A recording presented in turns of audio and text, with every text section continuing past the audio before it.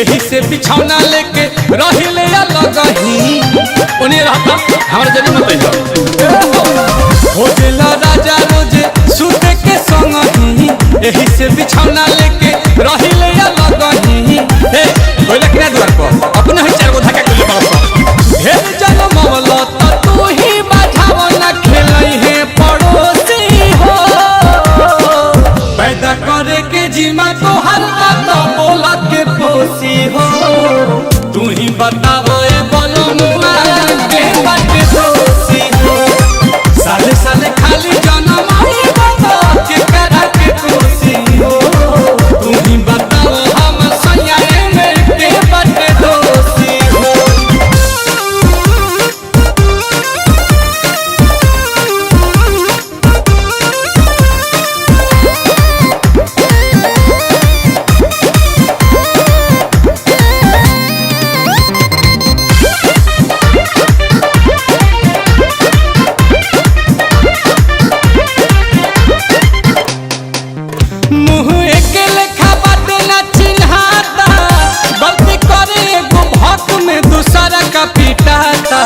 दुल्हन के रंग रूप वेशभूषा के लेखा भइल बा ए राजा की हई छोटा काता रात भर न सोते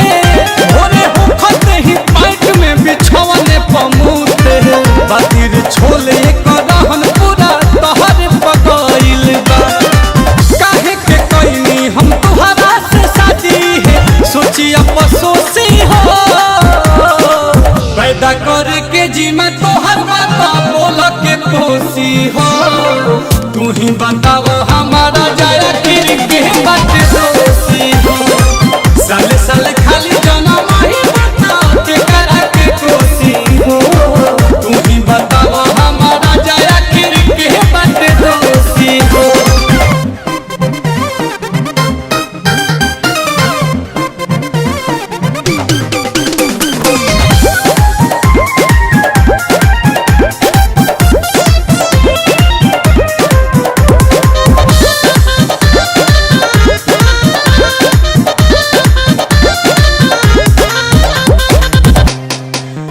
घरे रहता मरद के कल्याज के बड़ा काम के न काज के तू दुश्मन अनाज के ए नील कमल या सुतोष बानी किस्मत के झोंकत हो कि एगो माने ता तू सारा का चिल्लाला अति सारा का तो दिन भर में 3 बेर भूखाला दुआरा पर काहे एगो लग हर तू गाय में खड़ा खत हो के पियावे में बिजी तक खाना परोसी हो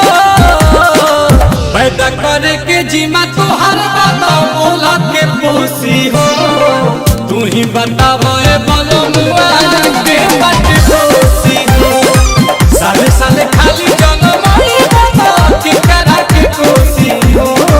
तू ही बताओ हम सयाए में के बात दोषी हो आज के बाद 3 गो तहार